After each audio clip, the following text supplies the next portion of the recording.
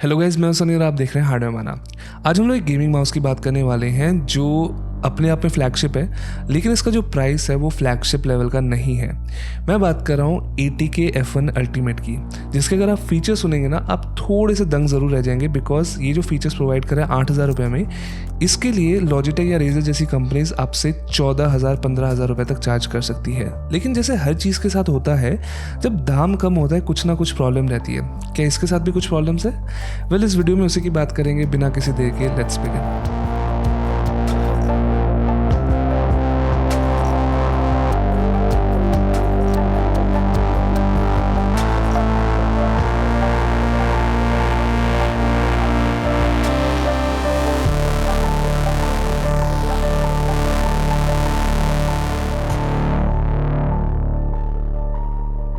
तो जैसे मैंने बताया, ये है ATK F1 ultimate.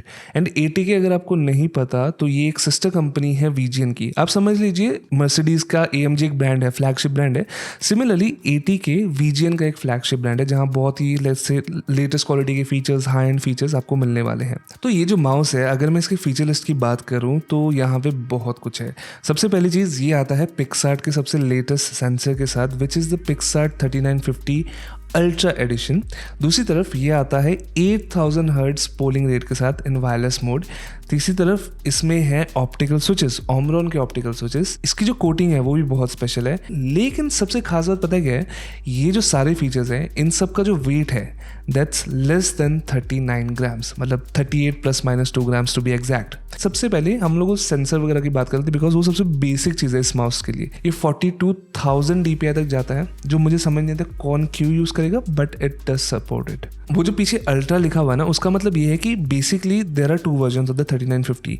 This normal version जो कुछ 35-36,000 DPI तक जाता है, एंड दिस अल्ट्रा वर्जन जो ज़्यादा DPI के साथ आता है। It's basically an overclocked version of the normal 3950। मतलब आपने CPU में ओवरक्लॉक का सुना था, ग्राफिक्स कार्ड में ओवरक्लॉक का सुना था, अब सेंसर भी ओवरक्लॉक किया जा सकता है ऑफिशियल तरीके से। परफॉर्मेंस के मामले में, लिफ्ट ऑफ डिस्टेंस के वगैरह के मामले में, या जैसे ट्रैकिंग वगैरह के मामले में, there is actually no issues. मुझे कोई प्रॉब्लम नहीं हुई। एक इंटरेस्टिंग चीज़ ये है कि आप इसके लिफ्ट ऑफ डिस्टेंस को है ना 0.1 मिलीमीटर के इंक्रीमेंट्स में एडजस्ट कर सकते हैं। ये जाता है 0.7 मिलीमीटर से 1.7 मिलीमीटर तक। अब हल्का सा माउस आधा मिलीमीटर भी हिलाते ना, ऐसा लगता है आपका माउस रुक गया, which is a very cool feature अगर आपको है ना अपना माउस नॉर्मल यूज में बहुत ज़्यादा लिफ्ट करने की आदत है। अब परफॉर्मेंस से रिलेटेड एक और चीज़ है, वो है इसकी 8000 हर्ट्ज की polling rate. And this is something जो नॉर्मली धीरे धीरे कॉमन हो रही है। लाइक रेजर का वाइपर V3 Pro या डेथ हेडर V3 Pro, ये सब है ना ऑलरेडी 8000 हर्ट्ज पोलिंग रेट के साथ आते हैं। क्या ये एडवांटेज है, क्या ये एडवांटेज नहीं है, ये कंप्लीटली एक पूरा दूसरा टॉपिक है वीडियो का। जब तक हम लोग 1000 हर्ट्ज पे नहीं पहुंच जाएंगे, 1000 हर्ट्ज के रिफ्रेश रेट FPS पे नहीं पहुंच जाएंगे किसी मॉनिटर पे, तो तब तक हमें वो डिफरेंस नहीं दिखने वाला। तो यस, बैटरी लाइफ के लिए 2K या 1K अभी भी सबसे बेस्ट ऑप्शन है। अब 8000 हर्ट्ज के साथ रिक्वायरमेंट्स कुछ बहुत ही स्पेसिफिक है। पहली चीज़, आपका कंप्यूटर थोड़ा फास्ट होना पड़ेगा।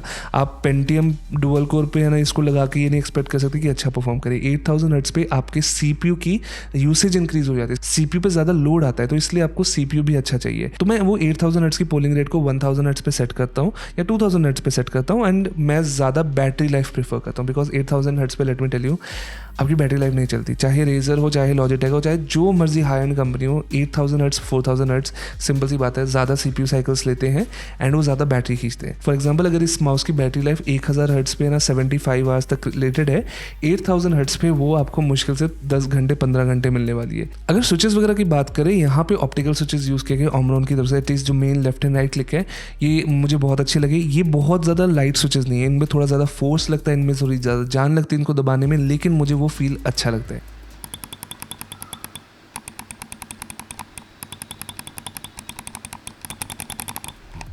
मेरे यूनिट में कोई वॉबल वगैरह नहीं था। मेरे यूनिट में बहुत ही कम प्री ट्रैवल पोस्ट ट्रैवल था, तो लूज कुछ नहीं फील हो रहा था। महंगा फील हो रहा था माउस। मतलब मैं कहूँगा these feel as good as let's say Logitech's और Razer's implementation of optical switches. In fact मैं इसको लॉजिटेक के ऊपर रखूँगा। For example, Logitech G Pro अगर सुपरलाइट की बात करें तो ये बहुत ज़्यादा पिंगी साउंड करते हैं, लेकिन यहाँ पे ऐसा कोई प्रॉब्लम नहीं हुआ, इवन दो दोनों सेम स्विचेस यूज़ कर रहे हैं।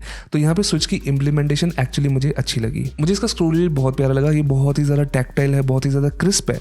अब अब कुछ लोगों को ये बहुत ज़्यादा हार्ड लगेगा, कुछ लोगों को बहुत ज़्यादा नॉइजी लगेगा बिकॉज ये बहुत ज़्यादा आवाज़ करता है सच बताऊँ तो, लेकिन मुझे ये फील अच्छा लगा। मुझे एपेक्स वगैरह में बहुत ज़्यादा ईजी टैप सेव करने में बहुत ईजी हो रहा था बिकॉज वो इतना ज़्यादा टेक्टाइल है। गन्स वगैरह स्विच करने में वैलोरेंट वगैरह में मुझे अच्छा लग रहा था। तो it's a very nice scroll wheel. Middle click भी ठीक है, बहुत ज़्यादा फोर्स नहीं लगता इसको एक्टिवेट करने में, विच इज़ नाइस। लेकिन इसके जो साइड बटन्स है वो थोड़े से अलग किस्म के हैं। फॉर एग्जाम्पल इसमें जो साइड बटन्स है ना, ये छोटे वाले साइड बटन्स यूज़ कर। छोटे वाले का मेरा मतलब ये है कि normally there are 2 types of micro switches जो है ना किसी भी माउस में यूज़ होते हैं। एक तो थोड़े लंबे रेक्टेंगुलर शेप के होते हैं, क्यूबॉइड शेप के होते हैं। अब इन्होंने वहाँ पे वेट के चक्कर में, लाइक थोड़ा वेट कम रखने के चक्कर में, वो छोटे वाले स्विचेस यूज़ किए हैं जो काम अच्छा करते हैं, लेकिन इनका जो फील है ना बहुत ज़्यादा प्लास्टिक की लगता है मुझे। इसमें टैक्टाइल फीडबैक बहुत है, आपको अच्छी आवाज़ आती है, क्लिक वगैरह सब कुछ अच्छा है, लेकिन एक मज़ा नहीं आता है। लेकिन इसकी प्लेसमेंट वगैरह और पोजिशनिंग वगैरह काफ़ी अच्छी है। इस जैसा फील वो सबसे ज़्यादा क्रिस्प ऑप्शन नहीं है। डिज़ाइन वगैरह की अगर और बात करें, इसमें मुझे एक चीज़ बहुत प्यारी लगी, इसकी जो कोटिंग है इट्स वेरी ग्रिपी। आपको ग्रिप टेप बैकेट में मिलता है लेकिन आपको लगाने की ज़रूरत। लेकिन इस कोटिंग के साथ एक प्रॉब्लम ज़रूर है कि इसमें बहुत ज़्यादा फिंगरप्रिंट रह जाते हैं। मतलब ये दिखने में आपका माउस साफ़ सुथरा नहीं रहता। एटलीस्ट ब्लैक वाला वर्जन, वाइट वाले में भी कुछ डिफरेंट हो, लेकिन ब्लैक वाले में थोड़े बहुत ऑयल वाले निशान वगैरह रह जाते हैं। बट इसको साफ़ करना भी ईजी है, साफ़ हो जाता है। अगर मैं कुछ क्वालिटी ऑफ लाइफ फीचर्स की बात करूँ इस माउस की, तो उसमें आता है कि इसका सॉफ्टवेयर बहुत अच्छा है। It's a very clean software. जो भी एडवांस ऑप्शन है ना सेंसर के, वो सब कुछ मौजूद है। सॉफ्टवेयर है वो एक्चुअली वेब बेस्ड सॉफ्टवेयर भी इधर ऑप्शन अवेलेबल है। मतलब आपको सॉफ्टवेयर इंस्टॉल करने की भी जरूरत भी नहीं है पीसी में। आप किसी भी ब्राउजर पे जाओ, वहाँ पे आप सर्च करो hub.atk.pro एंड आप वहाँ पे सीधा अपने माउस की सेटिंग्स को चेंज कर सकते हैं, which is very convenient honestly. मतलब आपको ज़्यादा टाइम लगता है सॉफ्टवेयर वगैरह को 250 MB का सॉफ्टवेयर भी इंस्टॉल करने की जरूरत नहीं। एंड जो माउस फीट आपको मिलते हैं वो मेरे ख्याल से बहुत ही ज़्यादा अच्छी क्वालिटी के मिलते हैं। एंड आप ऑब्वियसली थोड़ा सा 1 ग्राम वेट कम कर सकते हैं अगर आप है ना यूनिवर्सल डॉट्स वगैरह की तरफ जाते हैं। लेकिन मेरे ख्याल से कई सारे माउस पैड्स के लिए आपको फीट वगैरह चेंज करने की जरूरत नहीं है। अभी तक आपने ध्यान दिया होगा कि मैंने ग्रिप वगैरह की बात यहाँ तक नहीं की है, शेप की बात नहीं की अभी तक। एंड उसका रीज़न ये है कि देखो, the price and the weight is amazing, like बहुत ज़्यादा इंटरेस्टिंग है। फीचर सेट वगैरह सब कुछ अमेजिंग है, लेकिन उसके पीछे कुछ रीज़न ज़रूर है। वहाँ पे कुछ कॉम्प्रोमाइजेस ज़रूर है। वो 2 बड़े कॉम्प्रोमाइजेस यहाँ पे किए गए हैं। पहली चीज़, इसका साइज।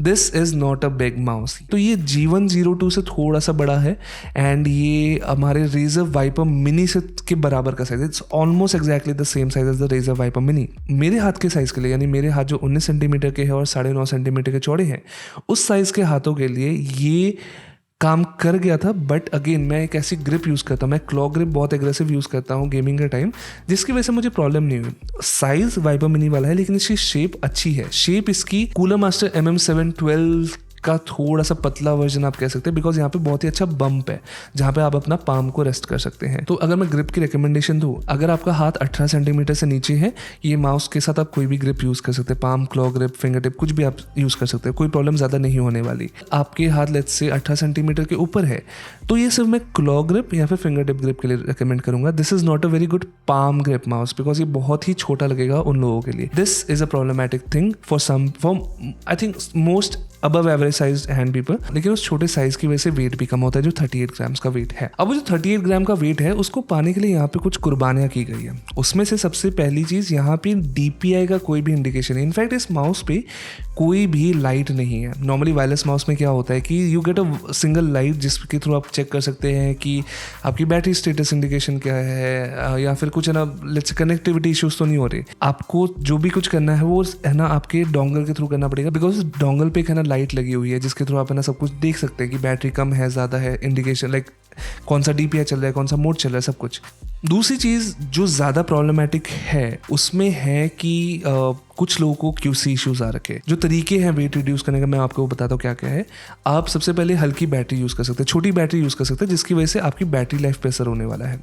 दूसरी चीज़, आप हल्की PCB यूज़ कर सकते हैं, लाइक कम लेयर्स वाली PCB यूज़ कर सकते हैं, which can also lead to interference issues बाद में जाके। तो आपको इंजीनियरिंग, PCB की इंजीनियरिंग बहुत अच्छी करनी पड़ेगी। फॉर्चुनेटली इसकी PCB कमाल की है, छोटी सी PCB है, लेकिन इट्स टेंस, मतलब बहुत ज़्यादा पैक्ड है। तो कोई भी एक आधा सेंटीमीटर भी इन्होंने वेस्ट नहीं किया उस मामले में। एक और ऑप्शन है वेट कम रखने का, वो है इसमें छेद करना, मतलब जो शेल है उसके अंदर छेद करना, जो ऑनेस्टली एक अच्छा सोल्यूशन नहीं है, एलिगेंट सोल्यूशन नहीं है मेरे हिसाब से तो एटलीस्ट। एंड जो लास्ट तरीका है जनरली वेट कम करने का, वो है कि बटन्स वगैरह हटा दो या फिर जो प्लास्टिक है उसको पतला कर दो। इन्होंने वो प्लास्टिक को पतला करने का तरीका यूज़ किया है, लेकिन उसकी वजह से QC इश्यूज़ आने शुरू हुए हैं कि कुछ लोगों के ये साइड बटन वाला एरिया आवाज़ करता है, लाइक क्रीक करता है, मतलब अगर उसको आप ज़ोर से दबाते हो वो पॉप सा करता है। फॉर्चुनेटली मेरे यूनिट में ऐसी कोई प्रॉब्लम्स नहीं हुई, मेरे यूनिट में कोई ऐसा इशू नहीं है। लेकिन मेरे यूनिट में एक इशू ज़रूर था, वो है 8K का। 8K का इन द सेंस कि अगर मैं जो स्टॉक केबल वगैरह यूज़ करके 8K यूज़ करता हूँ तो हर लेट से 1-2 घंटे बाद वो थोड़ा सा 5 मिनट के लिए लैग होना शुरू हो जाता था माउस। तो वो फिर मैं रीसेट करता, मतलब दोबारा डोंगल निकाल के लगाता, ठीक हो जाता। केबल्स की, स्टॉक केबल्स की वजह से हो रहा है, कुछ लोग के डोंगल का इशू है मे बी। मेरे में केबल का इशू, मैं दूसरी केबल यूज़ करूँ तो मुझे ऐसा कोई प्रॉब्लम नहीं हो रहा। एंड वो भी सिर्फ 8K में होता है, 4K में नहीं होता, मैंने चेक किया था। तो क्या ये चीज़ें होनी चाहिए? नहीं। बट क्या ये फर्मवेयर से सॉल्व हो सकते हैं? येस। एंड फर्मवेयर अपडेट एक ऐसी चीज़ है जो 80K वगैरह प्रोवाइड करती है थ्रू द सॉफ्टवेयर, सो एक अच्छी चीज़ है। तो 80K का सोल्यूशन इसका दे रही कि अगर आपके माउस में क्रीकिंग है, आप हमें बताओ, हम आपको $5 का रिफंड दे देंगे, कैश बैक दे देंगे, which is not an elegant solution. And उसका रीज़न सिंपल है, बिकॉज इंडिया में इनका कोई ऑफिशियल स्टोर नहीं है, सर्विस सेंटर नहीं है। लॉजिटेक रेजर का चाहे माउस आपका महंगा है, लेकिन there is always some guarantee कि आपको फिजिकल सर्विस मिलने वाली है। यहाँ पे आप वेंडर के भरोसे बैठोगे कि क्या वो चेंज करेंगे। वेंडर हमेशा किसके भरोसे बैठता है? वो है डिस्ट्रीब्यूटर, जहाँ से वो खरीद रहे सामान। डिस्ट्रीब्यूटर ने ऐसा मना कर दिया तो वेंडर भी आपकी हेल्प नहीं कर सकता, उसको अपनी जेब से आपको रिप्लेसमेंट उसको अपने जेब से आपको रिप्लेसमेंट वगैरह देनी पड़ेगी। तो क्या ये मैं माउस रिकमेंड करता हूँ? यस, ज़रूर। आप जाके ज़रूर इसको बाय कर सकते हैं। ये आई थिंक मैकीज पे भी अवेलेबल है, नियो मैक्रो पे भी अवेलेबल है। अगर आपको बाय करना, डिस्क्रिप्शन में लिंक होगी, आप ज़रूर जाके बाय करें। अगर आप एक हाई परफॉर्मेंस माउस ढूंढ रहे थे और आपको रेजर या फिर लॉजिटेक के साथ एक्सपेरिमेंट नहीं करना, एंड उन लोगों के लिए जो वाइपर मिनी यूज़ कर रहे थे, उनको एक नेक्स्ट अपग्रेड चाहिए, बड़ा अपग्रेड करना है, this is a direct option to upgrade, seriously. So thank you for watching this video. अगर कोई भी क्वेश्चन है इस माउस के बारे में तो मुझे प्लीज़ कमेंट्स में ज़रूर बताना। मैं मिलूंगा आपको अगली बार। Till then, bye.